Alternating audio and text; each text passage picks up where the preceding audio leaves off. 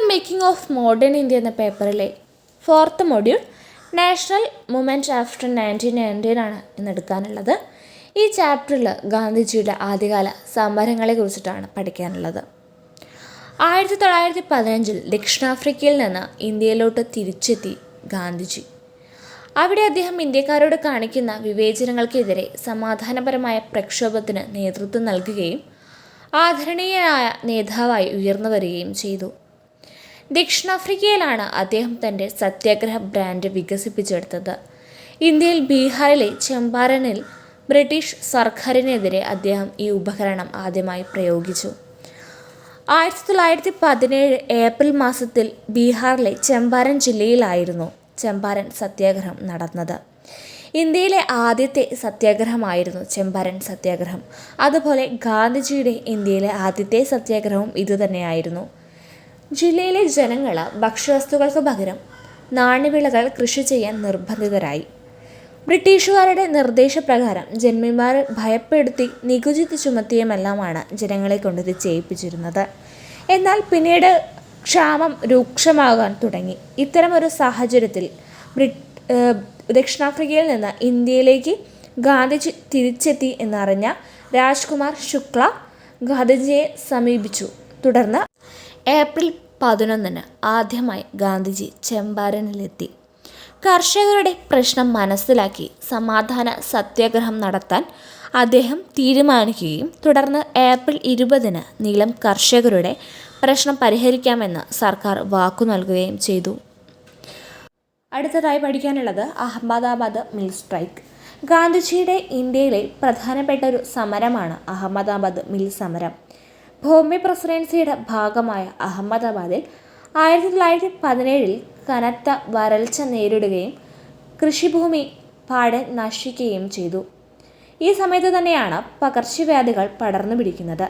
ഇത് ജനങ്ങളിൽ വലിയൊരു ഭാഗത്തിൻ്റെ നാശത്തിന് കാരണമായി. ജനങ്ങൾ മറ്റു പല ഭാഗങ്ങളിലേക്കും കുടിയേറാൻ തുടങ്ങി. ഇത് അഹമ്മദാബാദിലെ കോട്ടൺ മില്ലുകൾ തകർന്നു പോകാൻ കാരണമാകുമോ എന്ന് ഭയന്ന ഉടമകൾ കൂലിയുടെ 80% ബോണസായി നൽകി. എന്നാൽ 1918 പകർച്ചവ്യാധിയുടെ തീവ്രത കുറഞ്ഞതോടെ ബോണസ് നൽകുന്നത് നിർത്തലാക്കി. എന്നാൽ 1-ാം ലോകയുദ്ധത്തിൽ ബ്രിട്ടൻ്റെ സാന്നിധ്യം ഇന്ത്യയിലെങ്ങും ഭക്ഷ്യക്കുറവും വിലക്കയറ്റവും ഉണ്ടാകുന്നതിന് കാരണമായി. ഈ സാഹചര്യത്തിൽ ശമ്പളം 50% വർധനവ് വേണമെന്ന് തൊഴിലാളികൾ ആവശ്യപ്പെട്ടു. എന്നാൽ ഉടമകൾ 20% വർധനവ് മാത്രമേ നൽകിയിരുന്നുള്ളൂ. ഇത് തൊഴിലാളികളും ഉടമകളും തമ്മിലുള്ള ബന്ധം വഷളാവാൻ കാരണമായി. ഇത്തരമൊരു സാഹചര്യത്തിലാണ് മിൽ ഓണർ അസോസിയേഷൻ്റെ പ്രസിഡന്റിൻ്റെ സഹോദരി അതുപോലെ സോഷ്യൽ വർക്കറുമായിട്ടുള്ള അനസൂയ സാരാഭായ് യുടെ അഭ്യർത്ഥന പ്രകാരം ഗാന്ധിജി അഹമ്മദാബാദ് പ്രശ്നത്തിൽ ഇടപെടാൻ തീരുമാനിക്കുന്നത്. അഹമ്മദാബാദ് പ്രശ്നത്തിൽ ഗാന്ധിജിയെ ഇടപെടുത്തുന്നതിനുള്ള പ്രധാനപ്പെട്ട കാരണം എന്ന് പറയുന്നത് ഗാന്ധിജി തൊഴിലാളികൾക്കും അതുപോലെ ഉടമകൾക്കും വളരെ വേണ്ടപ്പെട്ട ഒരു വ്യക്തി തന്നെയായിരുന്നു. 35% ശമ്പള വർധനവ് എന്ന ആവശ്യം അദ്ദേഹം മുന്നോട്ട് വയ്ക്കുകയും പിന്നീട് നിരാഹാര സത്യാഗ്രഹത്തിൻ്റെ ഫലമായി ഉടമകൾ ഇത് അനുവദിക്കുകയും ചെയ്തു. അടുത്തത് ഖേദ സത്യാഗ്രഹം. ഖേദ എന്ന് പറയുന്നത് ഗുജറാത്തിലെ ഒരു ഡിസ്ട്രിക്റ്റാണ്. അവിടെയുണ്ടായ വരൾച്ച മൂലം കാർഷിക ഉൽപ്പാദനം കുറഞ്ഞു. അന്നത്തെ റവന്യൂ കോഡ് പ്രകാരം കാർഷിക ഉൽപ്പാദനം സാധാരണയിൽ നിന്നും വ്യത്യസ്തമായി 1% പോലും ഇല്ലെങ്കിൽ ലാൻഡ് റവന്യൂ അടയ്ക്കേണ്ടതില്ല. എന്നാൽ അതോറിറ്റീസ് റവന്യൂ അടയ്ക്കണമെന്ന് ശക്തമായി വാദിച്ചു. അടയ്ക്കാത്തവരുടെ വീടും സ്ഥലവും അവർ കണ്ടുകെട്ടി. അതുപോലെ ഗുജറാത്തിന് പുറത്തുള്ള ജനങ്ങൾക്ക് ഇവ വിധിച്ചു കൊടുക്കുകയും ചെയ്തു. ഇത്തരമൊരു സാഹചര്യത്തിൽ നികുതി അടയ്ക്കേണ്ടതില്ല എന്ന് ഗാന്ധിജി പ്രഖ്യാപിച്ചു. ഒടുവിൽ ജനങ്ങളുടെ ഒത്തൊരുമയുടെ ഫലമായി ഗവൺമെൻറ് നികുതി അടയ്ക്കേണ്ട എന്ന് പ്രഖ്യാപിച്ചു. ഈ വർഷവും അതുപോലെ തന്നെ അടുത്ത വർഷവും ടാക്സ് ഒഴിവാക്കാമെന്നും പ്രഖ്യാപിച്ചു. അടുത്തത് 1918 ജാലിയൻ വാലാബാഗ് കൂട്ടക്കൊലയും റൗലറ്റ് ആക്റ്റും. ആദ്യം എന്താണ് റൗലറ്റ് ആക്ട് എന്ന് പഠിക്കാം. സാധാരണക്കാരുടെ മേൽ അധികാരം വർദ്ധിപ്പിക്കുന്നതിനായി ബ്രിട്ടീഷുകാർ 1919 മാർച്ചിൽ പുറപ്പെടുവിച്ച ആക്റ്റാണ് റൗലറ്റ് ആക്ട്. ഇത് പ്രകാരം ഏത് ഇന്ത്യക്കാരനെയും വിചാരണ കൂടാതെ അറസ്റ്റ് ചെയ്യാം.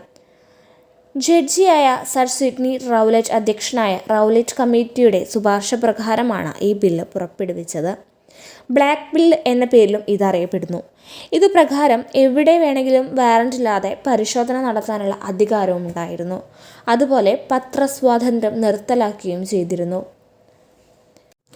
റൗലറ്റ് ആക്ടിൻ്റെ ഏറ്റവും വിനാശകരമായിട്ടുള്ള ഒരു മുഖമായിരുന്നു ജാലിയൻവാലാബാഗ് കൂട്ടക്കൊല എന്ന് വേണമെങ്കിൽ പറയാം. ബ്രിട്ടീഷ് ചരിത്രത്തിലെ ഏറ്റവും രക്തരൂക്ഷിതമായ കൂട്ടക്കൊലകളിൽ ഒന്നായിരുന്നു ഇത്. പഞ്ചാബിലെ 2 ജനപ്രിയ കോൺഗ്രസ് നേതാക്കളായിട്ടുള്ള സത്യപാൽ അതുപോലെ തന്നെ സെയ്ഫുദ്ദീൻ കിച്ലു എന്നിവരെ അറസ്റ്റ് ചെയ്തു 1919 ഏപ്രിൽ 10-ന്. ഇതിനെ തുടർന്ന് 1919 ഏപ്രിൽ 13-ന് ജനങ്ങൾ തടിച്ചുകൂടി. വൈശാഖി ഉത്സവ വേദിയായിരുന്നു അവിടെ. എന്നാൽ പഞ്ചാബ് ഗവർണർ മൈക്കിൾ ഒ ഡയറിൻ്റെ അഭ്യർത്ഥന പ്രകാരം സൈന്യം ജനങ്ങൾക്കുമേൽ വെടിയുതിർത്തു. ഇതോടുകൂടി ജാലിയൻ വാലാബാഗ് ഒരു ശവപ്പറമ്പായി മാറി. നിരവധി ജനങ്ങൾ മരണപ്പെട്ട ഈ സംഭവം ഇന്ത്യയിലെ ഏറ്റവും കൂടുതൽ രക്തരൂക്ഷിതമായ സമര രീതിയായിരുന്നു എന്ന് തന്നെ പറയാം.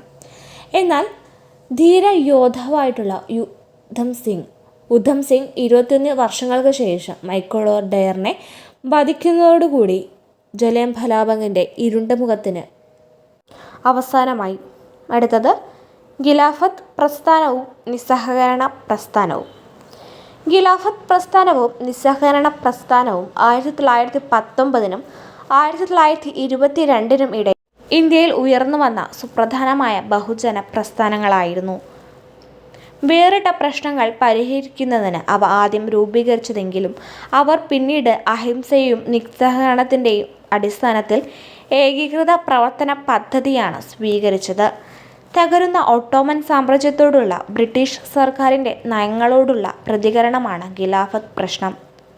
ഖിലാഫത്ത് പുനഃസംഘടിപ്പിക്കണമെന്നും മുസ്ലിം താൽപ്പര്യങ്ങൾ സംരക്ഷിക്കണമെന്നും ആവശ്യപ്പെട്ട് അലി സഹോദരന്മാരുടെ നേതൃത്വത്തിൽ ഇന്ത്യൻ മുസ്ലിങ്ങൾ മഹാത്മാഗാന്ധിയോടും ഇന്ത്യൻ നാഷണൽ കോൺഗ്രസിനോടും ചേർന്നു.